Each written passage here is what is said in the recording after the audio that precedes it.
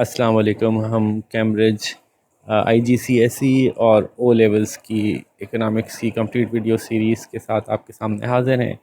आज उसी सिलसिले में एक और वीडियो हम बनाने जा रहे हैं जिसके टॉपिक है इकनॉमिक ग्रोथ, उसकी मेजरमेंट, उसके रीज़न्स, उसके फ़ायदे।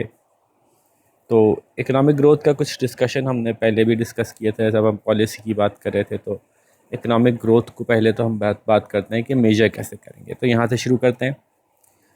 तो पूरा टॉपिक आज का इकोनॉमिक ग्रोथ के अराउंड घूम रहा है। ठीक है, तो सबसे पहला सवाल तो ये है कि इकोनॉमिक ग्रोथ के लिए पहले इकॉनमी कैसे मेजर की जाएगी। इकॉनमी मेजर करने के लिए मैंने पिछले लेक्चर में भी आपसे डिस्कस किया था कि इकॉनमी मेजर करने के लिए हमारे पास 3 अप्रोचेस होती हैं। यानी टोटल ट्रांजैक्शंस इकॉनमी में कितनी हो रही हैं, टोटल इकॉनमी में कितने गुड्स एंड सर्विसेज प्रोड्यूस किए जा रहे हैं, टोटल इकॉनमी में, या यूँ कह लें कि हमारी नेशनल इनकम क्या है। ये सारी एक ही बात है। और उसकी वजह क्या है कि जो पैसे अगर आप हिसाब लगाएं, फॉर एग्ज़ाम्पल एक फार्मर ने 100 रुपए के टोमेटोज़ बनाए, ठीक है, और वो 100 रुपए के टोमेटोज़ बनाकर उसने वो 100 रुपए के टोमेटोज़ बेच दिए किसी को। ओके, अब अगर ये 2% इकॉनमी है तो फार्मर की प्रोडक्शन कितनी है? 100 रुपये। सारी प्रोडक्शंस काउंट कर लें तो हमें पता चल जाएगा फार्मर की प्रोडक्शन 100 रुपये। ओके, फार्मर की इनकम कितनी है? 100 रुपये। और जो दूसरे बंदे ने मार्केट में, जो दूसरा बंदा है, उसका एक्सपेंडिचर कितना है? वही 100 रुपये। इसलिए हम ये कहते हैं कि बाय एंड लार्ज तकरीबन कुछ एनॉमलीज़ के अलावा जब हम कैलकुलेट करना चाहते हैं अपने पूरे इकॉनमी का नेशनल इनकम को, पूरी इकॉनमी के प्रोडक्शन को, किसी भी एंगल से देख लें, तो कि चाहे आप ये देखना चाहें कि पूरी इकॉनमी की प्रोडक्शन कितनी है, या देखना चाहें कि पूरी इकॉनमी की इनकम कितनी है, या ये देखना चाहें कि पूरी इकॉनमी के एक्सपेंस कितने हैं, ये सब हम एक ही बात मानते हैं। मतलब इसका रिज़ल्ट एक ही निकलता है, बात एक ही नहीं है, लेकिन जब आखिर में जो फिगर आती है वो तकरीबन एक ही आती है। तो अगर हम मालूम करना चाहते हैं कि हमारी इकॉनमी का साइज़ कितना है, यानी टोटल इकॉनमी में कितनी प्रोडक्शन हो रही है, या लोग टोटल इकॉनमी में कितना कमा रहे हैं, तो इसको मेजर करने के हमारे पास 3 तरीक़े हैं। एक तरीक़ा है आउटपुट मेथड, एक तरीक़ा है एक्सपेंडिचर मेथड,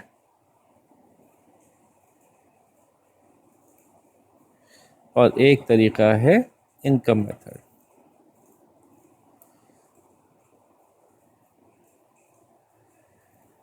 तो अब आउटपुट मेथड, एक्सपेंडिचर मेथड और इनकम मेथड से, तीनों से कोई भी चीज़ निकाल लेंगे, हम उसको कह सकते हैं कि हमारी नेशनल इनकम है। और नेशनल इनकम को एक और टर्म यूज़ की जाती है, इसको हम कहते हैं GDP। ठीक है, तो GDP stands for gross domestic product. ठीक है, अब ये ग्रॉस क्यों है, डोमेस्टिक क्यों है, प्रोडक्ट क्यों है, इसकी तफसीलात भी आगे हम डिस्कस करेंगे। फ़िलहाल इतना ही समझ लीजिए इसको। तो आउटपुट मेथड से GDP कैसे कैलकुलेट किया जाता है, पहले ये बात करेंगे। तो होता क्या है कि जिसने जो प्रोड्यूस किया है, all products, all production activities including services, तो आपका जो GDP कैलकुलेशन बनती है ना, वो कुछ ऐसी बनती है कि आप जो है वो दिखाते हैं कि ये हमारी एग्रीकल्चरल की प्रोडक्शन है। ठीक है, आप ये दिखाते हैं कि ये हमारे पूरे साल की इतनी फसलें होगी, इस क्वांटिटी की होगी। ठीक है, एग्रीकल्चर में पूरा हिसाब लिखते हैं। अभी आप ये पूछेंगे हिसाब कैसे आता है, मैं इस पर बात करता हूँ अभी।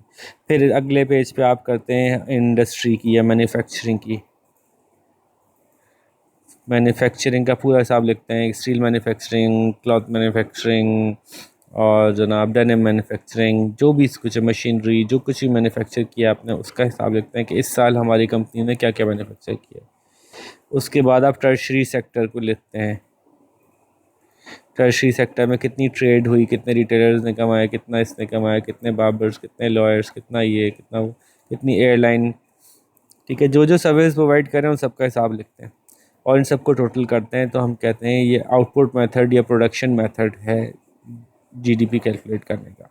इसमें से इस बात का ख्याल रखा जाता है कि जब हम आउटपुट मेथड काउंट करते हैं तो इसमें डबल ट्रिपल काउंटिंग होने का चांस है। ये क्या बात हुई? मतलब ये कि वीट था 100 रुपये का, आपने देखा एक बंदे ने 100 रुपये का वीट बनाया, आपने 100 रुपये काउंट कर लिया। आपने देखा एक बंदे ने 120 की ब्रेड बनाई, आपने उसको 120 काउंट कर लिया। एक्चुअली 120 नहीं है, बल्कि 100 रुपये की ब्रेड पहले इसने, 100 रुपये का वीट पहले इसने इससे लिया, तो उसमें 20 रुपये का इजाफा किया। मतलब जो भी प्रोसेस किया उसके बाद जब आगे बेचने के लिए खड़ा हुआ तो उसने कहा ये ब्रेड 120 की है, लेकिन 100 रुपये का तो वीट ही था। तो आप अगर ये 100 रुपये भी काउंट करेंगे और इसको 120 काउंट करेंगे तो आप कहेंगे टोटल इकोनॉमी में 220 का प्रोडक्शन हुई। हालांकि एक्चुअली वीट 100 रुपये का प्रोड्यूस हुआ था, उस 100 रुपये के वीट को 120 की ब्रेड में कन्वर्ट किया गया, तो टोटल प्रोडक्शन एक्चुअली 120 ही हुई है, बस 100 रुपये काउंट नहीं होंगे फिर ये। तो इसको काउंट करने का तरीका क्या होता है कि हम क्या करते हैं कि हम अगर प्रोडक्ट प्रोसेस से गुजरेगा तो फिर हम कहेंगे कि जो वैल्यू एडिशन है सिर्फ वही काउंट की जाए। यानी वीट अगर 100 काउंट कर लिया है तो ब्रेड का सिर्फ 20 काउंट करें, ये 100 तो वीट की वजह से आया है इसके अंदर। ठीक है, तो इसको कहते हैं ग्रॉस वैल्यू एडेड। जो वैल्यू ऐड की है किसी इंडस्ट्री ने किसी प्रोडक्ट में, बस वो वैल्यू ऐड की हुई लिखी जाएगी, पूरे प्रोडक्ट की प्राइसिंग लिखी जाएगी, क्योंकि रॉ मटेरियल की प्राइस ऑलरेडी हम यहाँ कैलकुलेट कर चुके थे जब हम एग्रीकल्चर या माइनिंग या इस तरह सी चीज़ें यहाँ पे कैलकुलेट कर रहे थे। ठीक है जी, तो this is our production method, और उसमें बस एक चीज़ का ख्याल रखते हैं। अच्छा, ये मैंने आपसे कहा था कि कैलकुलेट कैसे करते हैं, तो पहले तो आपकी एक टास्क है, अभी यहाँ पे वीडियो पॉज कीजिए और एक टास्क परफॉर्म कीजिए। वो क्या? Economic survey of Pakistan download कीजिए अपने कंप्यूटर पे, अपनी क्लास के कंप्यूटर पे डाउनलोड कर लीजिए, और उसमें जाके हम देखिए कि जीडीपी कैलकुलेशंस कहाँ लिखी हुई हैं। नेशनल इनकम अकाउंटिंग के नाम से कहीं होंगी जीडीपी की कैलकुलेशंस के अंदर। जाके जब आप देखेंगे, एक तो जब चैप्टर देखते हैं ना हम, तो चैप्टर में तो उसकी एक समरी सी लिखी होती है बस कि क्या है, क्या रहा, कितना रहा, उसका अलग काम है। लेकिन फिर एक ना उसके जो आखिर में ग्लॉसरी होती है, उसके साथ साथ डिटेल्स कुछ डॉक्यूमेंट्स लगे हुए होते हैं, उसमें तफसीलात होती हैं कि ये जीडीपी हमने कैसे कैलकुलेट किया। उसको जाके खोल के देखेंगे तो आपको नज़र आएगा कि एग्रीकल्चर में एक एक चीज़ का जो है ना उन्होंने कैलकुलेशन की हुई है। इतना वीट, इतना राइस, इतनी सब्ज़ी, इतने चावल, इतनी दालें, इतना ये, एक एक चीज़ जो है वो उन्होंने काउंट इन की हुई है एग्रीकल्चर में, मैन्युफैक्चरिंग में, आपके टर्शरी सेक्टर में। तो इनकी एक बहुत बड़ी वर्कफोर्स होती है, जो इकोनॉमिक सर्वे की जो डिपार्टमेंट है इसकी पूरी वर्कफोर्स होती है, जो कि पूरे मुल्क में फैली हुई होती है, और हर एक को कुछ इलाके असाइन होते हैं, और ये अपने तजर्बे की बुनियाद पे एक एस्टिमेटेड फिगर देते हैं कि इस साल हमने इतनी वीट प्रोड्यूस की। मैं इस इलाके में नोट कर रहा हूँ, मैं समझ लें कि पूरे रेमिया खान का इंचार्ज हूँ या मैं खानपुर का इंचार्ज हूँ, मैं सारे गांव देहात घूम फिर के देखता रहता हूँ कि कितने इलाकों पे काश्त हुई, और एक एकड़ से हम कितनी गंदम निकालते हैं। अगर इतने एकड़ में गंदम काश्त हुई है इसका मतलब है हमने इतनी गंदम प्रोड्यूस की है, इतनी गंदम प्रोड्यूस की है, इस साल गंदम का ये रेट था तो इसका मतलब हमने इतने की गंदम प्रोड्यूस की है, और इतने के चावल, और इतने के आम, और इतने की सब्जियाँ, और इतने की दालें। तो इसी तरह से बहुत सारे लोग बहुत सारी जगहों पर असाइंड होते हैं जो कि ये डेटा कलेक्ट करते हैं, जो कि कमोबेश एस्टिमेटेड डेटा होता है, ये रियल डेटा, एग्जैक्ट डेटा नहीं होता। लेकिन इस सारी कैलकुलेशन के बाद हम किसी हद तक ये बता सकते हैं कि टोटल मुल्क की प्रोडक्शन कितनी थी, उसको भी हम जीडीपी ही कहते हैं।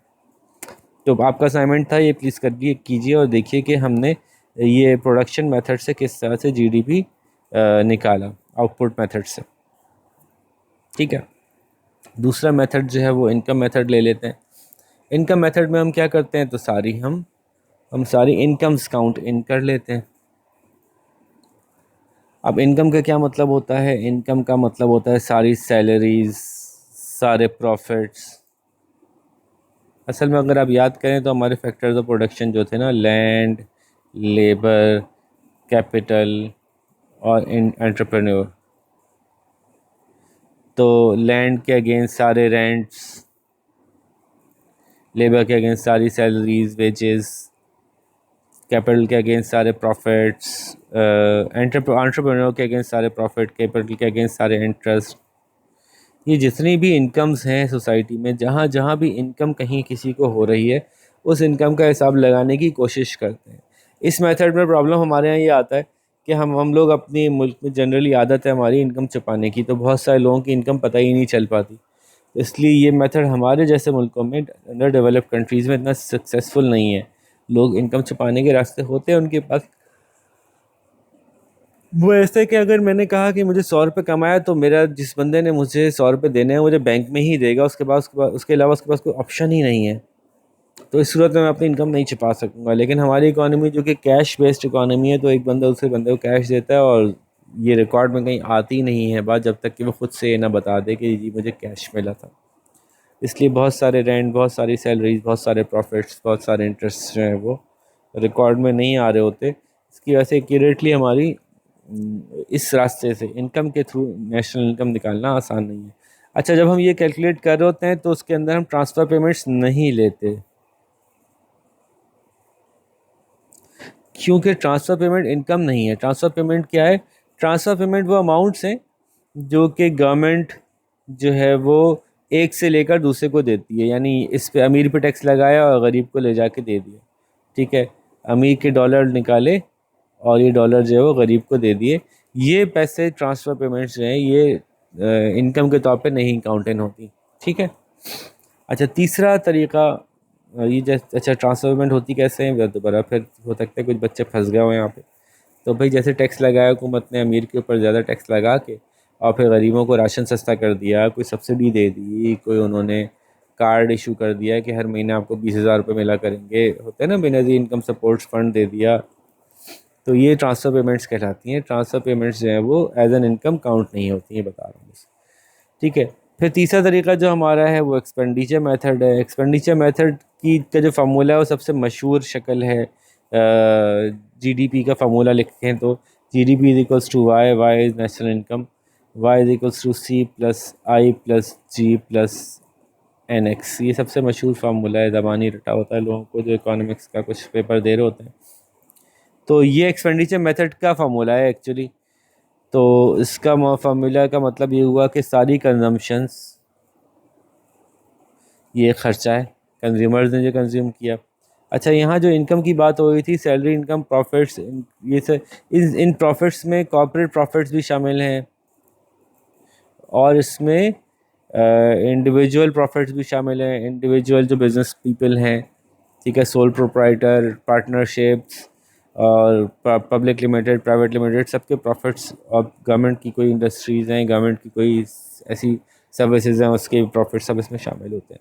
अच्छा, वापस आते हैं, मैं बस वैसे एक चीज़ बात करना रह गई थी तो मैंने रिमाइंड करा दूँ। वापस आते हैं, कंजम्पशन जितने मुल्क में जो भी लोग कंज्यूम कर रहे हैं, चाहे लोग कंज्यूम कर रहे हैं, गवर्नमेंट कंज्यूम कर रही है, बिज़नेस कंज्यूम कर रहा है, जो कुछ भी कंज्यूम हो रहा है, ठीक है, और जितना पैसा इन्वेस्ट हो रहा है, यानी ख़रीदी जा रही है मशीन इन्वेस्टमेंट के लिए, ख़रीदी जा रही है इक्विपमेंट इन्वेस्टमेंट के लिए, ठीक है, ये ख़रीदी जा रही है मुख्तलिफ़ चीज़ें इन्वेस्टमेंट के लिए। तो ये कंप्यूटर्स इन्वेस्टमेंट के लिए, अपने बिज़नेस को बड़ा करने के लिए, अपने बिज़नेस को एक्सपेंड करने के लिए, जो भी पैसे इन्वेस्टमेंट में लग रहे हैं, या तो वो खर्च हो रहे हैं या फिर बिज़नेस में लग रहे हैं, तो दोनों सूरत में काउंटिंग किए जाते हैं।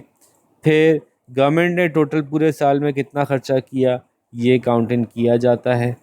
और फिर हमने बाहर से सामान मंगाने पर कितना खर्चा किया, ये काउंटिंग किया जाता है। लेकिन इसमें से माइनस किया जाता है जो बाहर वालों ने हमसे सामान लगाने पर खर्चा किया जाता, ठीक है, नेट एक्सपोर्ट होती है।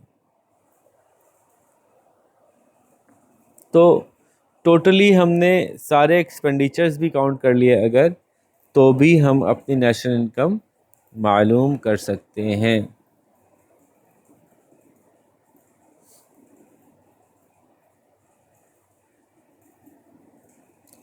अच्छा, ये वैसे है, मैंने फार्मूले में ये गलती की है, ये एक्सपोर्ट माइनस इम्पोर्ट है, वो ख़र्चा जो दूसरों ने किया माइनस वो ख़र्चा जो हमने दूसरों के मुल्क पे किया। क्योंकि ये इंपोर्ट इसलिए माइनस करेंगे, ये हमने अपने मुल्क में नहीं किया, ये बाहर के मुल्क में हमने ख़र्चा कर दिया, पैसे बाहर के मुल्क का, और ये इसलिए ऐड करेंगे, ये पैसे हमारे मुल्क में आए, ख़र्चा हो गया, एक्सपेंस जो हुआ था हमारे मुल्क के लोगों ने कमाया, हमारे मुल्क के प्रोड्यूसर्स ने कमाया, इसलिए ऐड होगा। और ये हमारे मुल्क के प्रोड्यूसर्स ने नहीं कमाया, बाहर वालों ने कमाया, इसलिए सब्ट्रैक्ट होगा। तो एक्सपोर्ट माइनस इम्पोर्ट करके इसको कैलकुलेट किया जाएगा। ठीक है जी, तो ये भी हमारी नेशनल इनकम है, कंजम्पशन, इन्वेस्टमेंट, गवर्नमेंट एक्सपेंडिचर और एक्सपोर्ट माइनस इम्पोर्ट। एक्सपोर्ट हमारी इनकम बन जाएगी और इंपोर्ट हमारे पास से चले जाएंगे। ठीक है जी, तो ये 3 तरीक़े हैं, ज़रा वापस से रिकैप करते हैं। We can calculate our national income, our GDP through 3 methods: output method, expenditure method, income method. और मैंने आपसे कहा कि आपने पहले एक असाइनमेंट के पे आउटपुट मेथड को चेक करना है, और अब दूसरा असाइनमेंट यहाँ पे ये है कि आप उसी इकोनॉमिक सर्वे ऑफ पाकिस्तान में सर्च कीजिए कि और किस तरह से हमारा जीडीपी कैलकुलेट करके दिखाया है इन्होंने। क्या इन्होंने इनकम अप्रोच से कैलकुलेट करके दिखाया है, क्या इन्होंने एक्सपेंडिचर अप्रोच से कैलकुलेट करके दिखाया है या नहीं दिखाया, इसको ज़रा चेक कीजिए। अच्छा, इसी के साथ अब अगला पॉइंट इसी में बनता है, जब हम कहते हैं ना जीडीपी, तो जीडीपी की 2 टर्मिनोलॉजीज होती हैं, एक नॉमिनल और एक रियल।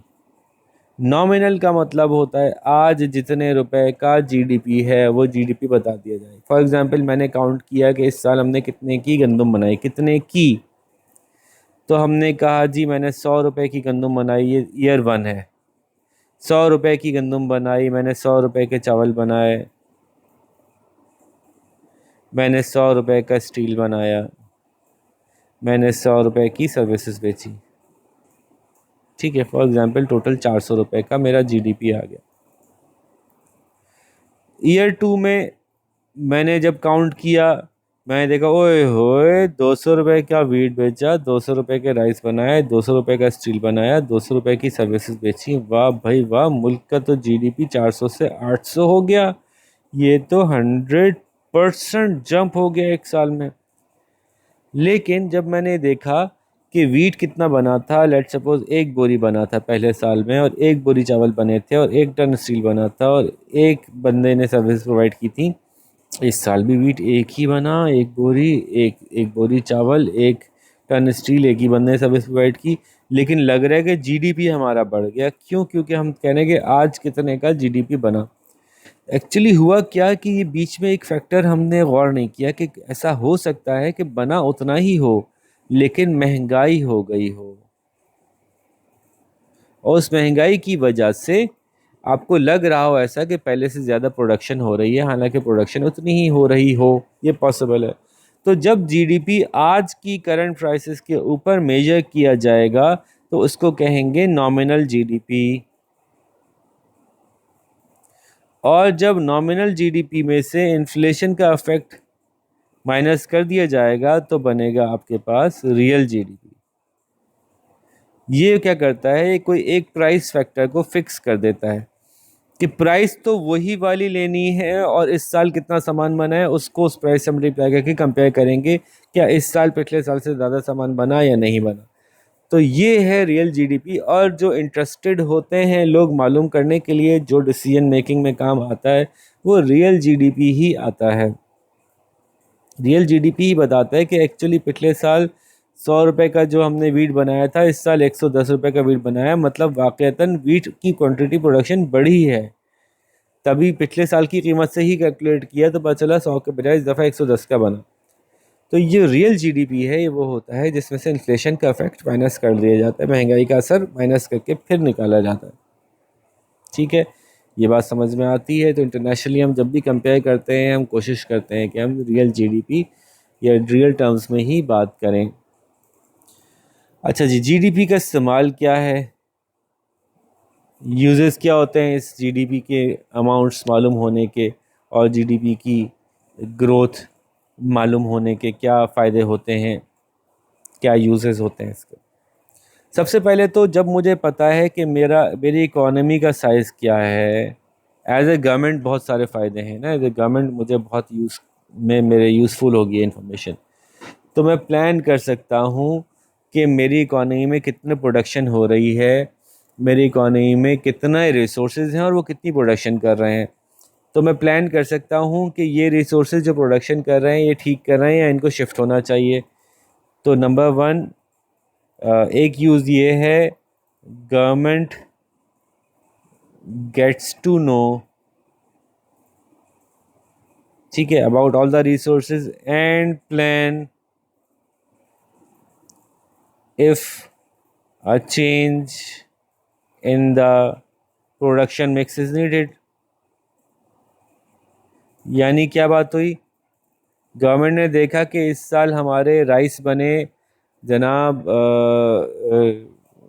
5 बिलियन के, हमने देखा कि वो हो राइस की जो हमारी एनुअल कंजम्पशन है ना वो 7 बिलियन की है, तो कम बने, हमें इसको बढ़ाना पड़ेगा। तो राइस की प्रोडक्शन बढ़ाने के लिए क्या करें, क्योंकि हुकूमत सारा साल एक्सपेंडिचर भी देख रही है, हुकूमत सारा साल प्रोडक्शन भी देख रही है, हुकूमत सारा साल इनकम भी देख रही है, तो गवर्नमेंट ये कह रही है कि यार ये राइस इस दफ़ा जो प्रोड्यूस हुए हैं वो कम प्रोड्यूस हुए हैं, हमारी लोकल कंजम्पशन से ज़्यादा किया है, अगर ये हमने प्रॉपर प्रोड्यूस नहीं किए तो बाहर से मंगाने पड़ेंगे जो बहुत महंगे पड़ेंगे।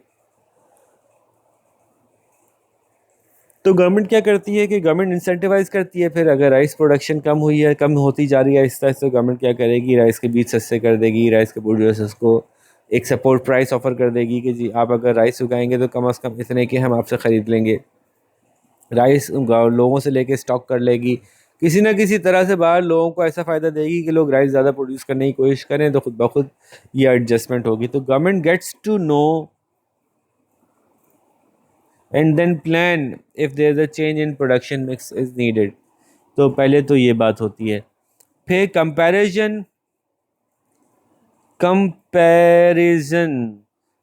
Between years and between countries is possible then, कि जी हमारा पिछले साल से इस साल ग्रोथ हो रही है, जीडीपी बढ़ रहा है या नहीं बढ़ रहा, हमारा लिविंग स्टैंडर्ड बढ़ रहा है या नहीं बढ़ रहा, पहले के मुकाबले में पॉपुलेशन वर्सेस प्रोडक्शन का क्या मामला है, कि अगर पूरे मुल्क की पॉपुलेशन 100 है और अगर हमने 1000 रुपए का गुड्स बनाए हैं, तो हम कहते हैं कि जनाब हमने पर बंदा 10 रुपए की इनकम कमाई है या 10 रुपए की प्रोडक्शन की है, ये हमारी पर बंदा इनकम हो जाएगी, इसको हम कहते हैं पर कैपिटा इनकम या पर कैपिटा जीडीपी या जीडीपी पर कैपिटा। अब अगर एक मुल्क है उसमें प्रोडक्शन देखी तो उन्होंने 1 लाख की थी, बंदे 100 ही थे उनके पास, तो उनकी पर कैपिटा जो है वो 1000 रुपये आ रही है, हमारी आ रही है 100 रुपये, अगर हमारी कम है प्रोडक्शन या बंदे ज़्यादा हैं। तो पर कैपिटा इनकम बढ़ाने का एक तरीका ये भी है कि आप बंदे कम कर लो या ये कि आप प्रोडक्शन बढ़ा लो। तो डेवलप कंट्रीज़ की पर कैपिटा इनकम बहुत ज़्यादा होती है, ऑन एन एवरेज एक बंदा कितने कमा रहा है, इसीलिए बहुत से गरीब मुल्कों से लोग डेवलप कंट्रीज़ जाना चाहते हैं, क्योंकि वहाँ पे ऑन एन एवरेज इनकम ज़्यादा अर्न हो रही होती है। तो कहेंगे जो काम हम यहाँ कर रहे हैं यही काम हम बाहर कर लेंगे, लेकिन हमें पैसे ज़्यादा मिल रहे होंगे, और ऐसा होता भी है, आप देखते ही हैं आपके आसपास ये सब कुछ हो रहा है।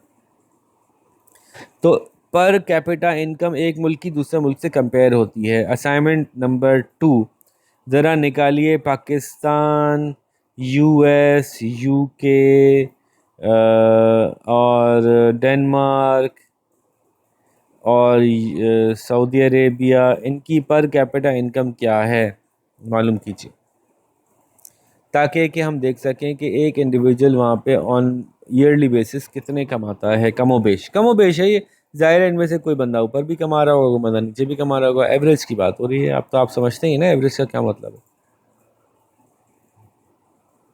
ठीक है जी, तो यूँ गवर्नमेंट को प्लानिंग में आसान होती है, गवर्नमेंट को कंपैरिजन में आसानी होती है, गवर्नमेंट को इस बात पे आसानी होती है, गवर्नमेंट अपनी परफॉर्मेंस को गेज कर सके कि हम कैसे रहे पिछले सालों के मुकाबले में और दूसरे मुल्कों के मुकाबले में, और इस तरह के सवालात हम करते हैं, प्रेडिक्शन के लिए भी करते हैं कि हालात कैसे होने जा रहे हैं, आने वाले दिनों में हमें किन चीज़ों के लिए तैयार रहना पड़ेगा वगैरह। तो ये बात हो गई। अब बात करते हैं इकोनॉमिक ग्रोथ के कॉजेज़ की, कि क्यों इकोनॉमिक ग्रोथ होती है, या यूं कह लें कि कैसे होती है। ठीक है, लफ्ज़ तो हम कॉज यूज़ कर रहे हैं, लेकिन इसका मतलब क्यों में भी आएगा कि क्यों होती है या कैसे होती है। ठीक है, दोनों चीज़ें इसमें हम कवर करेंगे। तो बहुत छोटी सी बात है, अगर ये इकॉनमी है और ये हमारी प्रोडक्शन है, तो प्रोडक्शन अभी ये हो रही है, तो इससे आगे चली गई इकोनॉमिक ग्रोथ हो गई, इससे आगे चली गई यहाँ तक कि अपनी मैक्सिमम प्रोडक्शन पे आ गई इकोनॉमी, तो भी इकोनॉमिक ग्रोथ हो गई। अब इससे भी ज़्यादा अगर इकोनॉमिक ग्रोथ करानी है तो ये पॉसिबल है कि हम अपनी प्रोडक्शन पॉसिबिलिटी पूरे कर्व को ही बाहर शिफ्ट कर दें, तो भी इकोनॉमिक ग्रोथ हो जाएगी। ठीक है, तो ये 2-3 स्टेप्स हैं। पहला स्टेप तो ये कि अगर आप अपने प्रोडक्शन पॉसिबिलिटी मैक्सिमम प्रोडक्शन से कम प्रोड्यूस करते हैं, तो इकोनॉमिक ग्रोथ करने के लिए आपको सिर्फ एक काम करना है, अपने रिसोर्सेज को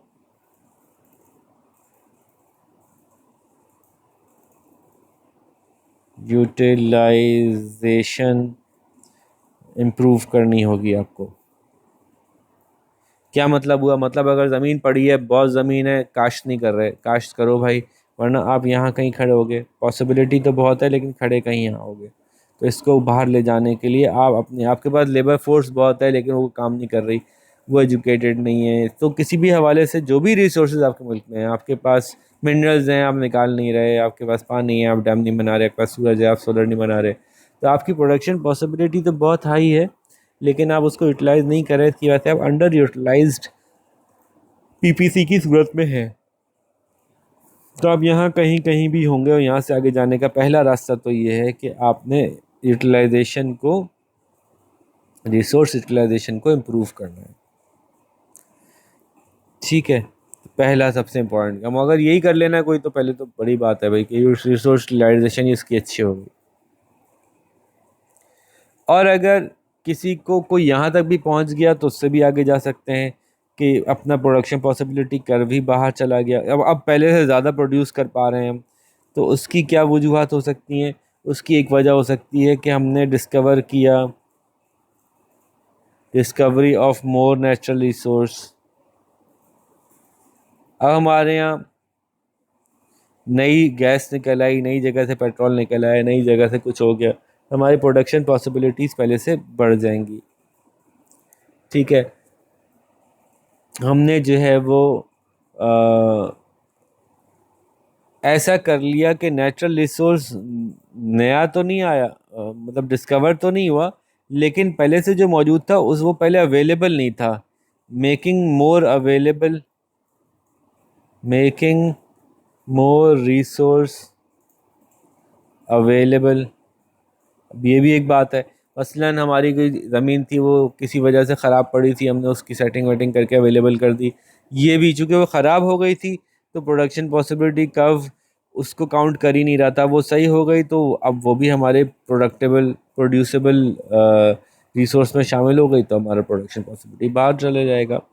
तो समहाउ डिस्कवरी हो या हमारी कोई इस तरह की हमने कोई ऐसी पॉलिसी बनाई हो जिसमें कि हमारे जो रिसोर्सेज बिल्कुल बेकार पड़े थे उनको भी हमने मोबिलाइज कर लिया, तो वो भी हमारे पीपीसी को बाहर जाने में हेल्प करेगा। इसी तरह से हमने इंफ्रास्ट्रक्चर, जो मैं हर वक्त कहता रहता हूँ, इंफ्रास्ट्रक्चर इंफ्रास्ट्रक्चर, गरीब मुल्क को बस यही करना है, इंफ्रास्ट्रक्चर बेहतर हो गया हमारा। ठीक है, हमारी इक्विपमेंट हमारी बेहतर कर ली, हमने अपनी मशीनरी बेहतर कर ली, हमारी रोड्स बेहतर हो गई, हमारे डैम्स बेहतर बन गए, हमारी बिजली सस्ती हो गई, बेहतर बन रही है। इनमें से सारे केसेस की वजह से हमारी प्रोडक्शन की पॉसिबिलिटीज़ बढ़ जाती हैं, हम उसी सिचुएशन में पहले से ज़्यादा प्रोड्यूस कर सकते हैं। या हम टेक्निकली प्रोग्रेस कर गए, तीन एल हो गए, टेक्निकली प्रोग्रेस कर गए, तो अब उन्हीं रिसोर्सेज से हम ज़्यादा प्रोड्यूस कर सकते हैं। अब हमारे पास, पहले हम उसी ज़मीन पे फसल उगाते थे, कम बनाते थे, अब हमने नए बीज उगा लिए, नए बीज तलाश कर लिए हैं, उसी ज़मीन से ज़्यादा फसल उग रही है, या नई मशीनरी आ गई है, वो ज़्यादा आसानी से ज़्यादा जल्दी काट पा रही है। तो मुख्तलिफ़ रीज़न हैं जो टेक्निकल प्रोग्रेस की वजह से हमारी नई पॉसिबिलिटीज़ क्रिएट हो जाती हैं, जिसकी वजह से प्रोडक्शन पॉसिबिलिटी जो है वो पहले से ज़्यादा पॉसिबल होता है कि हम इस एरिया में और ज़्यादा प्रोड्यूस कर सकते हैं। ठीक है, इसी तरह से हमारा जो ह्यूमन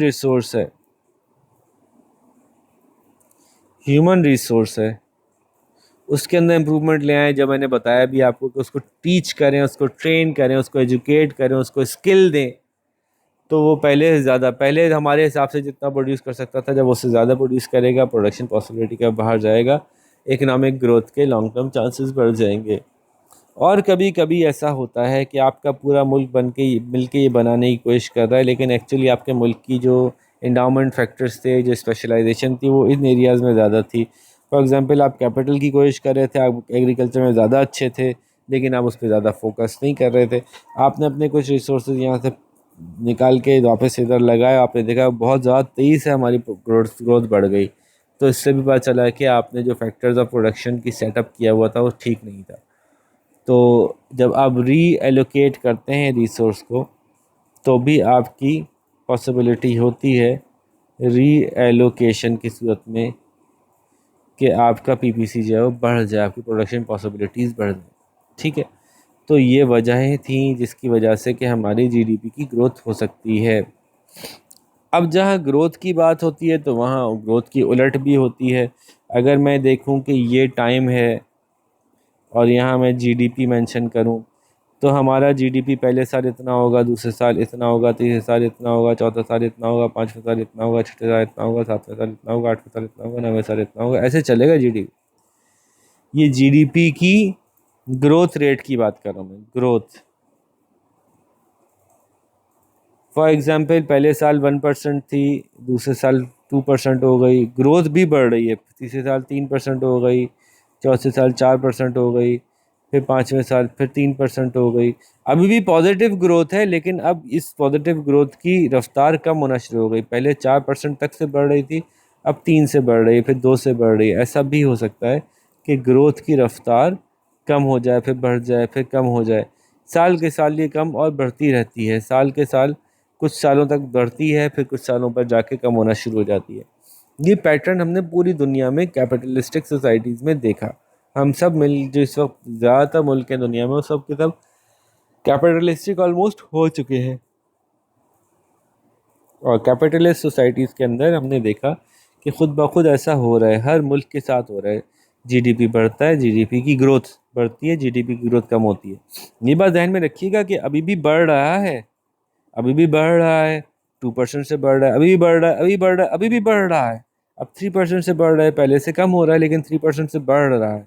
पहले 4% से बढ़ रहा था, अब 3% से, अभी भी बढ़ रहा है, अभी बढ़ रहा है, ये बढ़ रहा है, ये बढ़ रहा है। हाँ, ये भी पॉसिबल है कि किसी इकोनॉमी का जीडीपी ऐसे बढ़ रहा हो और फिर ऐसे भी आ जाए। ठीक है, ये तो बढ़ नहीं रहा, अब ये माइनस में है, -1, -2। ये वाकई जीडीपी ही कम हो रहा है पूरा।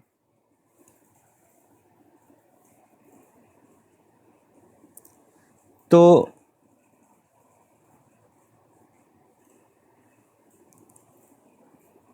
कभी कभी ऐसा होता है कि ग्रोथ जो है वो रियल टर्म्स में कम होने लगती है। रियल जीडीपी जो है हमारा पहले से कम हो जाता है। ये पॉसिबल है, यानी ये रीजन पॉसिबल है। तो इन रीजन्स को हम कुछ नाम देते हैं, ये नाम आपको पता होने चाहिए। जब भी हमारी इकोनॉमी की जीडीपी ग्रोथ हर साल पहले से बढ़ रही होगी, हम कहेंगे जीडीपी ग्रोथ हो रही है। ठीक है, और जब ये किसी एक पॉइंट पे पहुंच के वापस नीचे आना शुरू होगी, हम कहेंगे ये अपने बूम तक पहुंच गई थी, अपने मैक्सिमम तक पहुंच गई थी। ठीक है, इसको ट्रफ भी कहते हैं। फिर जब ये नीचे जाना शुरू कर देता है, हम कहते हैं रिसेशनरी ट्रेंड शुरू हो गया। रिसेशनरी ट्रेंड शुरू हो गया। और फिर जब ये नीचे किसी ऐसे पॉइंट पे पहुंचता है कि अगले साल उसके बाद थोड़ा वापस आना शुरू होता है, तो इस पॉइंट को कहते हैं स्लम्प, या आपका ये क्रेस्ट कहलाती है, ट्रफ कहलाती है, सॉरी सॉरी। तो फिर जब ये पॉइंट आता है कि स्लम्प से हमने देखा कि यहाँ पे अब वापस से जीडीपी ग्रोथ बढ़ना शुरू हो गई है, इस पीरियड को हम कहते हैं रिकवरी पीरियड। फिर एक टाइम आता है कि वापस से फिर नीचे चला जाता है। जब वापस नीचे जा रहा होता है, फिर हम कहते हैं कि यार फिर ये रिसेशनरी ट्रेंड आ गया। तो अब ये पॉसिबल है कि एक जीडीपी, ये माइनस का एरिया है, माइनस के एरिया में कभी आया ही नहीं, लेकिन हम इन सारे एरियाज़ में इसको ग्रोथ मानेंगे, इसको रिसेशन, इसको ग्रोथ, इसको रिसेशनरी ट्रेंड, इसको ग्रोथ, इसको स्लो डाउन कह लें, रिसेशनरी ट्रेंड कह लें। एक्चुअल रिसेशन, एक्चुअल जीडीपी की जो डाउन टर्न है वो तो तब होगा जब ये माइनस में आ रहा होगा। ठीक है, ऐसा नहीं होता हमेशा, अक्सर मुल्क माइनस में तो नहीं आ रहे होते, बहुत कम होता है कि बड़े ख़राब हालात हो गए तो जीडीपी की ग्रोथ माइनस में जाना शुरू हो जाती है। ठीक है, ग्रोथ भी माइनस में चली गई, यानी जीडीपी पिछले साल से कम बना इस साल। ठीक है, अभी काफ़ी ख़राब हालात रहे लेकिन जीडीपी की ग्रोथ हमारी नॉर्मली माइनस में नहीं गई, प्लस में ही रही, बस हाँ स्पीड उसकी कम होती रही। ठीक है जी। अच्छा, अब ये पूरा जो ये प्रोसेस है ये कितने दिनों में कंप्लीट होता है? कुछ लोगों को यहाँ से यहाँ आने में और यहाँ से वापस यहाँ जाने में 10 साल लग जाते हैं, कुछ मुल्कों को, कुछ को 20 साल, कुछ को 6 साल, और ये साल के साल ऐसे ही चलता है, 6 6 साल में आ रहा होता है, किसी कभी 6 साल में आया, कभी 8 साल में आया, कभी 5 साल में आया, कुछ फ़र्क तो रहता ही है, एग्जैक्ट नहीं है, लेकिन मुल्कों का जीडीपी ऐसे ही ग्रो करता है, थोड़ा तेज़ी से ग्रो करता है, फिर थोड़ा स्लो ग्रो करता है, फिर थोड़ा तेज़ी से ग्रो करता है, फिर थोड़ा स्लो करता है। ये नॉर्मल मुल्कों का ऐसे जीडीपी ग्रो करता है। हालात ख़राब होते हैं तो ये थोड़ा सा ये करते हुए थोड़ा नीचे ज़्यादा भी आ जाता है, फिर वापस ऐसे ऐसे जाना शुरू होता है, लेकिन ये स्ट्रेट लाइन में कभी नहीं चलता। ठीक है, उसके बहुत सारे इन डेप्थ रीजंस हैं जो कि हम एडवांस इकोनॉमिक्स में बड़ी तफसील से डिस्कस करते हैं। ये बड़ा इंपॉर्टेंट टॉपिक है हमारा, जीडीपी की ये साइकिल्स, और इन साइकिल्स को हम कहते हैं बिजनेस साइकिल्स। ठीक है, तो बिजनेस साइकिल्स ये मुस्तकिल रहती हैं, और हम गौर कर रहे हैं कि साल हर साल ये ऐसे ही चलती चली जा रही हैं। हर इकोनॉमी की एक नेचुरल साइकिल की एक स्टेट है, और उससे वो हटता भी है, कभी उससे थोड़ा सा हट भी जाता है, कुछ डिफरेंट हालात हो जाते हैं तो, और फिर वापस अपने ट्रैक पे भी चढ़ जाता है। तो बहरहाल नेगेटिव सिचुएशन में अगर आ गई है तो फिर ये रिसेशन हो जाती है। ठीक है, और रिसेशन जब ज़्यादा हो जाती है, ज़्यादा ही रिसेशन हो जाती है, तो जो ज़्यादा सालों तक चलता रहे, तो फिर इसको हम कहते हैं कि डिप्रेशन में चला गया मुल्क। ठीक है, तो रिसेशन जो है वो माइनस में, इसको मैं नया पेज ले लेता हूँ ताकि ज़रा साफ सुथरा बना लूँ। तो रिसेशन जो है वो जब जीडीपी ग्रोथ पहले साल से कम हो गई तो हम कहेंगे कि स्लो डाउन हुआ। देखें, फॉर एग्ज़ाम्पल पहले साल 100 का 100 जीडीपी था, अगले साल 110 हो गया, तो हम कहेंगे जीडीपी ग्रोथ हुई भाई, और अच्छी ग्रोथ हुई। ठीक है, 10% से ग्रोथ हो गई। अगर अगले साल, उससे अगले साल, लेट सपोज अब 100 था और 110 के बजाय पिछले साल 10% हुई थी, और इस साल 10% के बजाय 105 हो गया, जीडीपी बढ़ा, लेकिन 5% से बढ़ा, पीछे 10% से बढ़ता हुआ आया था, अब 5% से बढ़ा, तो हम कहेंगे कि यार जीडीपी की ग्रोथ जो है ना, थोड़ी ग्रोथ स्लो डाउन हुई है, लेकिन अभी ग्रोथ हो रही है। ठीक है, अभी भी ग्रोथ हो रही है। जब पीछे से कुछ नीचे आएगा मामला तो हम कहेंगे स्लो डाउन होना शुरू होगी ग्रोथ। लेकिन अगर ऐसा हो गया कि किसी साल, पिछले साल जो 100 बनाया था इस साल 90 रह गया, या इवन 99 भी हो गया, तो हम कहेंगे ओ हो, ये तो माइनस में -1% ग्रोथ हो गई है, विच इज़ रिसेशन। अब ये साल के साल 2 3 साल तक रिसेशन प्रिवेल कर जाए अगर, तो हर साल ऐसे ही हो रहा है, पिछले साल से कम होती चली जा रही, तो हम कहेंगे ओहो ये मुल्क तो डिप्रेशन में चला गया। इतना इतना नॉर्मल बात नहीं है ये डिप्रेशन में जाना, नॉर्मली ऐसा नहीं हो रहा होता। ठीक है, डिप्रेशन में जाना एक बहुत बड़ा मसला होता है मुल्क का। तो और एक बहुत ज़्यादा एग्जांपल्स नहीं है हमारे पास कि बहुत कॉमनली मुल्क जो है वो डिप्रेशन में जाते रहते हों।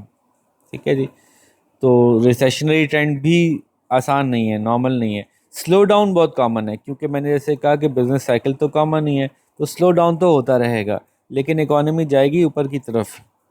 लेकिन ऐसा कि एक मुल्क का प्रोडक्शन पॉसिबिलिटी नीचे आना शुरू हो जाए, उसका रियल जीडीपी माइनस में चला जाए, ये एरिया कम कम आता है, और फिर आने के बाद यहाँ परसिस्ट भी करे, फिर तो बहुत बड़े मसाइल वाले हालात हैं। ठीक है, तो इसमें जंग इन्वॉल्व होगी, शायद कोई बहुत बड़े लेवल का कोई बहुत बड़ा मुल्क में पॉलिटिकल टर्मोइल इन्वॉल्व होगा, कुछ इस तरह का हो सकता है। नॉर्मल केसेस में नहीं हो रहा होता इतनी आसानी से। ठीक है, तो मैंने आपको बिजनेस साइकिल्स के बारे में बताया, और मैंने बताया कि रिसेशन क्या होती है और डिप्रेशन क्या होती है। अच्छा जी, अब ये सवाल है कि ऐसा क्यों होता है, रिसेशन या क्यों होती है, और यानी मनफी ग्रोथ, जीडीपी ग्रोथ जब आपने देखी तो जीडीपी रिसेशन जो ग्रोथ का उल्टा है, उसकी कॉजेज़ भी तो देखेंगे ना। जब हमने देखा कि जीडीपी के बढ़ने की कॉजेज़ क्या थी, और हमने कई कॉजेज़ आपसे डिस्कस की, तो जीडीपी के गिरने की कॉजेज़ क्या हो सकती हैं। तो पहली कॉजेज़ तो नेचुरल डिज़ास्टर है, नेचुरल डिज़ास्टर हो सकता है। दूसरी कॉज कोई पॉलिटिकल टर्मोइल है, यानी मुल्क में हुकूमत के हवाले से कोई बड़ा धचका लग गया है, कोई पॉलिटिकल पार्टी ने कोई मसला कर दिया है, कोई कोई मार्शल लॉ का मसला आ गया है, या मार्शल लॉ चला गया है, पॉलिटिकल पार्टी आ गई है, चली गई है, कोई दूसरे, वॉर हो सकती है, वॉर और टेररिज्म, कोई डिज़ास्टर आ गया था, मतलब कोई ज़लज़ला आ गया था, सैलाब आ गए थे, कोई बड़े मसले इस तरह के आ गए थे, तूफ़ान आ गए थे, यहाँ वॉर हो गई या धमाके हो रहे हैं तो मुल्क से इन्वेस्टमेंट चली गई, लोग चले गए। ठीक है, इसी तरह से कोई मेजर जो है वो इंटरनेशनल इशू, ख़ास तौर पे ट्रेड पार्टनर्स के साथ। अब आप जैसे श्रीलंका का भी हुआ था, श्रीलंका बहुत ज़्यादा बेच रहा था क्या, अपने मुल्क की सयाहत, लोग उसके मुल्क में आते थे, बहुत ज़्यादा उनके मुल्कों के अंदर डॉलर खर्च करते थे, श्रीलंका बहुत कमा रहा था। जब ये थोड़ा सा स्लो डाउन हुई पूरी दुनिया में इकॉनमी, इंटरनेशनली इकॉनमी थोड़ी नीचे आई, तो जो ट्रेड पार्टनर्स थे, यानी जो लोग उसके मुल्क में आके अपना खर्चा करते थे, वो लोग आना कम हुआ, वो लोग आना कम हुआ, उनके अपने मुल्क में स्लो डाउन होना शुरू हो गया, और एक एक करके चीज़ें टम्बल करना शुरू कर गई। ठीक है, तो दूसरों की वजह से भी आपके यहाँ स्लो डाउन भी होता है, दूसरों की वजह से आपका इन्फ्लेशन भी आती है। तो बहुत सारे मुल्कों की एग्जांपल नहीं है हमारे पास कि हम अभी आपको जल्दी जल्दी में बताएंगे रिसेशन की, लेकिन कहीं कहीं हमको इसकी मिसालें मिल जाएंगी। जैसे ज़िम्बाब्वे एक कंट्री है, जैसे कि वेनेजुएला है, वहाँ का आपको एग्जांपल मिलेगी। तो ये डेटा भी मैं आपसे खुद ही निकलवाऊँगा, आप ही निकालेंगे, मिसाल मैं दे रहा हूँ खाली आपको। ठीक है, तो ये मैंने आपको बताया, और इकोनॉमिक की ये मूवमेंट्स का नाम बताया, यहाँ से लेकर यहाँ तक कह लें, या यहाँ से लेकर यहाँ तक कह लें, एक बिजनेस साइकिल कहलाती है। तो अब आपके कुछ काम है। पहला काम तो ये देखिए कि पाकिस्तान के जीडीपी की ग्रोथ का रेट ईयर ऑन ईयर मालूम कीजिए, रियल जीडीपी की ग्रोथ। ठीक है, और कुछ पिछले कोशिश कीजिए 25-30 सालों की मालूम हो जाए, इकोनॉमिक सर्वे ऑफ पाकिस्तान से हो जाएगी आपको। और ज़्यादा से ज़्यादा कर लें, 15 साल की कर लें, 18 साल की कर लें, 20 साल की कर लें। जब उसको आप ईयर 1, ईयर 2, ईयर 3 करके परसेंटेज को प्लॉट करेंगे, तो आपको नज़र आएगा डेटा, कहीं किसी साल ऊपर, किसी साल नीचे, किसी साल ऊपर, किसी साल नीचे, किसी कहीं बहुत ऊपर। तो ये जो ईसीजी है ना हमारा, ये आपको नज़र आएगा। अब इसके ऊपर आप रफ हैंड से एक ड्रॉ करेंगे कि ये हमारी बिजनेस साइकिल है, और ये अंदाज़ा लगाइए कितने साल में आती है हमारे यहाँ on an average business cycles. ठीक है, एक तो ये डेटा निकालिए। दूसरा ये कि ज़रा सर्च कीजिए कि कौन कौन से ऐसे मुल्क हैं जिनमें पिछले कुछ सालों में, 10, 15, 20 सालों में रिसेशन आई हो, ये भी ज़रा निकालिए। जैसे मैंने नाम तो वैसे आपको बताए हैं, तो आपको, या आप ढूंढेंगे तो आपको मिल ही जाएंगे। ठीक है जी, तो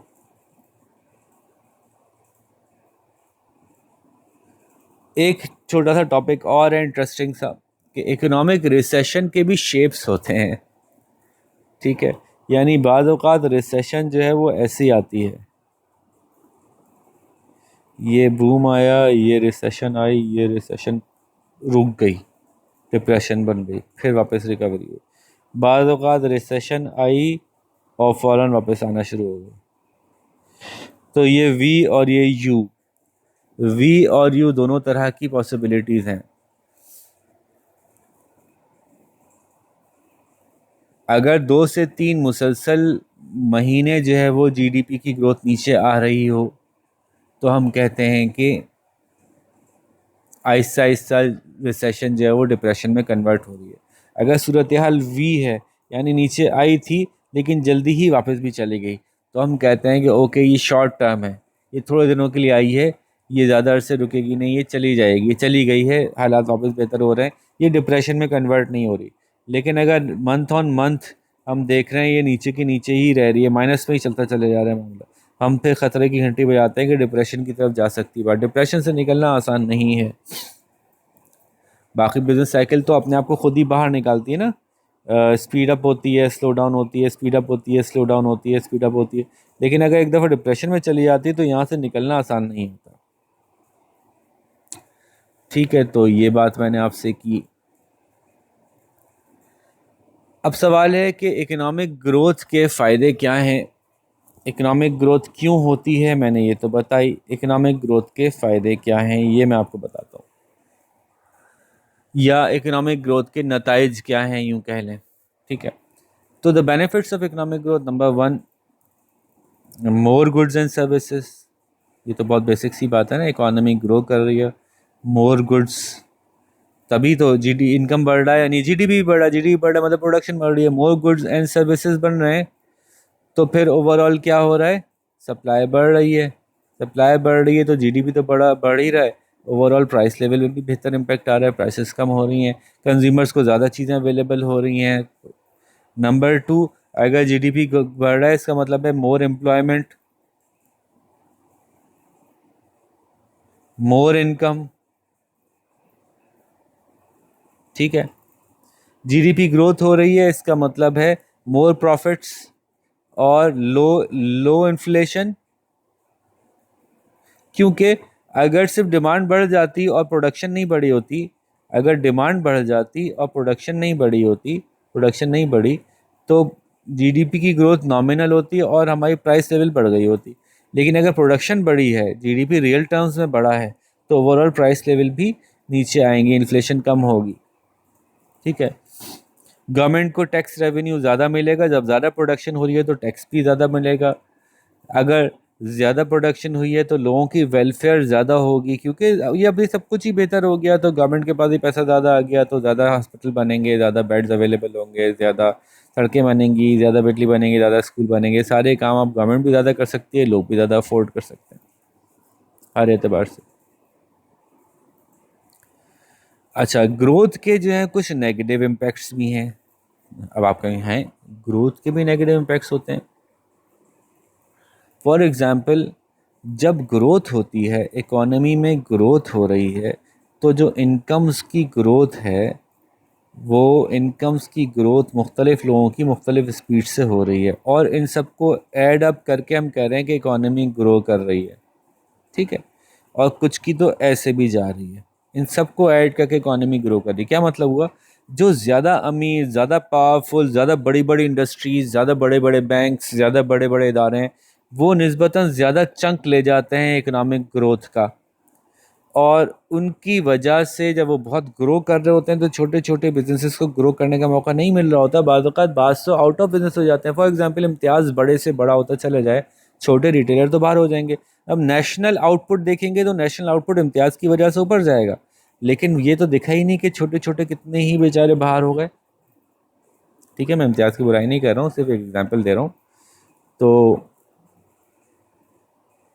ज़ाहिर है उसने कोई मेहनत की है, कुछ कंट्रीब्यूट किया है, कुछ सिचुएशन ऐसी बनाई है अपने लिए, तो वो यहाँ तक पहुँचे हैं। लेकिन ये बात दुरुस्त है कि जो लार्ज स्केल प्रोड्यूसर्स हैं, मेगा प्रोड्यूसर्स हैं, बड़े लैंड ओनर्स हैं, रिच लोग हैं, वो जीडीपी ग्रोथ का मेजर सेक्शन उठा लेते हैं, और इतना ज़्यादा फ़ायदा इनको नहीं होता। नंबर 2, जीडीपी की ग्रोथ के बहाने बहुत सी चीज़ें की इजाज़त मिल जाती है कि यार जीडीपी ग्रोथ तो ज़रूरी है ना, जीडीपी ग्रोथ तो करनी है ना। उस बहाने जो नेगेटिव इम्पैक्ट हैं उनमें से एक इम्पैक्ट तो मैंने बताया कि poor does not enjoy as much growth as the rich. और जब ये ग्रोथ हुई, तो जब इनकी ग्रोथ, रिच की ग्रोथ जब ज़्यादा ही हो गई, तो अब नेक्स्ट टर्न में रिच पुअर से और ज़्यादा रिच हो गया। तो एक तो होता है बीइंग पुअर कि मैं खा ही नहीं सकता, तो उससे तो आप ऊपर आ गए, लेकिन आप में और रिच में जो गैप है, अगर ये बढ़ता जाएगा तो the feeling of being poor और बढ़ जाएगी। चाहे आपके पास खाना अवेलेबल हो, लेकिन अगर आपको रिच बहुत और ज़्यादा रिच होता हुआ नज़र आ रहा है, तो फिर आपके अंदर एक desire to for the competition कि यार ये तो अमीर से अमीर ही हो जा रहे हैं, हमें तो, हम तो कहीं हिल ही नहीं रहे अपनी जगह पे। सड़कों पे और बड़ी गाड़ियां दिखने लगेंगी आपको। आपको जो है जहाज़ की बिजनेस क्लास की सीट्स भरी हुई नज़र आ रही होंगी। आपको ये सारे मसले दिखे होंगे। आपके अंदर एक दिल में एक अच्छा फील नहीं करेंगे, क्लास डिफरेंसेस बढ़ जाएंगे। तो पहली बात तो ये हुई कि इकोनॉमिक ग्रोथ के ये इश्यूज हैं, रियल हैं। उसके अलावा इकोनॉमिक ग्रोथ जब हो रही है तो यकीनन टेक्निकली ग्रोथ हो रही है। टेक्निकल ग्रोथ हो रही है तो टेक्निकल ग्रोथ की सूरत में अगेन लार्ज स्केल कंपनीज तो ग्रो कर रही हैं। इंडिविजुअल्स बहुत से जॉबलेस हो रहे हैं क्योंकि वो नई नई मशीन, बड़ी बड़ी मशीन आ गई। कंपनी ने ग्रो कर लिया, अब करिए, अब हमें छोटे वर्कर्स की जरूरत नहीं है, हम बहुत बड़ी मशीन लेके आ गए, हमने ग्रो कर लिया है। ग्रोथ के नतीजे में मजीद टेक्निकली साउंड हो सकती है कंपनी। पहले कंपनी ने छोटी छोटी हाथ से चलने वाली सिलाई मशीनें रखी हुई थी, कंपनी ने ग्रो की 100 से 200 मशीनें रख ली, कंपनी ने और ग्रोथ कर ली, जीडीपी की और ग्रोथ हो गई। अब कंपनी कह रही है अब हम इतने अमीर हो गए कि हमें हाथ से चलाने वाली मशीन चाहिए नहीं, ऑटोमेटिक मशीन पे चलेगा, चलो भाई वर्कर्स को बाहर करो। यानी जब जीडीपी की ग्रोथ होती है तो साथ साथ ये जो कंज्यूमरिस्ट या लेबर ड्रिवन इकोनॉमी से आप कैपिटल ड्रिवन इकोनॉमी की तरफ जा रहे होते हैं, तो इस सूरत में बहुत से लोग अनएम्प्लॉयड भी हो जाते हैं जीडीपी ग्रोथ के नतीजे में भी। ऑल दो के लॉन्ग रन में जाके वो अपने आप को री एम्प्लॉय करते हैं, अपनी सिचुएशन चेंज करते हैं, नई ट्रेनिंग हासिल करते हैं, but it requires time and effort. ठीक है, तो क्या ऐसा ही था? अपनी ज़्यादा से ज़्यादा गुड्स के लोगों की जगह कैपिटल एम्प्लॉय करना ही फ़ायदेमंद था? जब कैपिटल एम्प्लॉय होता है, मशीनरी एम्प्लॉयड होती है, तो एक और साइड इफ़ेक्ट होता है जीडीपी ग्रोथ का कि पोल्यूशन बढ़ना शुरू हो जाती है। ठीक है, noise, energy consumption, natural resources deplete होते हैं।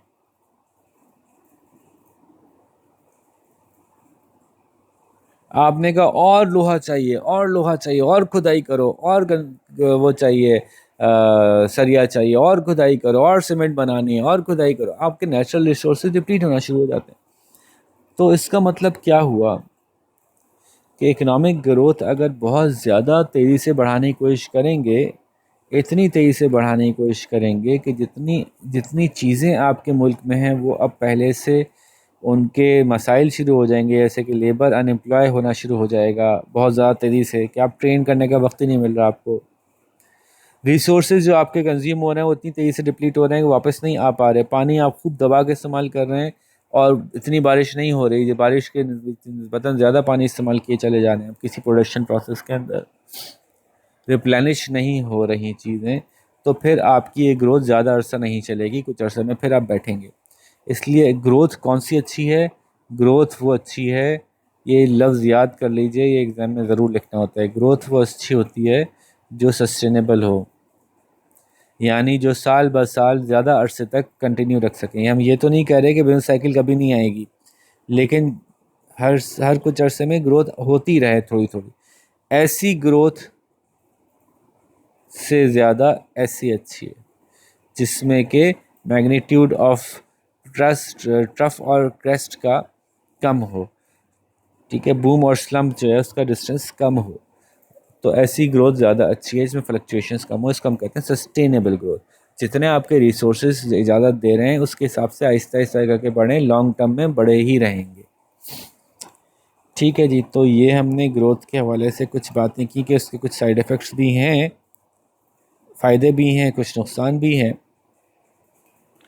और आखिरी बात आज की हमारी कि वो कौन कौन सी पॉलिसीज़ होती हैं जिसकी वजह से ग्रोथ होती है। तो ये बात हम पहले कर चुके हैं, वैसे पॉलिसी को लेके हमने कुछ डिस्कशन पहले कर ली थी, तो अब उसका समझ लें कि रिपीट होगी, आपको समझने में मुश्किल नहीं होनी चाहिए। तो पॉलिसीज़ प्रोमोटिंग इकोनॉमिक ग्रोथ, ठीक है, तो वो क्या क्या हैं? ज़ाहिर है इकोनॉमिक ग्रोथ, अगर इकोनॉमी इसको कहते हैं तो एक, और इसको जीडीपी कहते हैं फ़िलहाल, तो इकोनॉमिक ग्रोथ का एक ज़रिया डिमांड का बढ़ना है। जीडीपी बढ़ेगा चाहे प्राइस बढ़ रही हो फ़िलहाल, लेकिन जीडीपी तो बढ़ा। और इकोनॉमिक ग्रोथ का एक ज़रिया जो है वो सप्लाई का बढ़ना है, जीडीपी बढ़ा।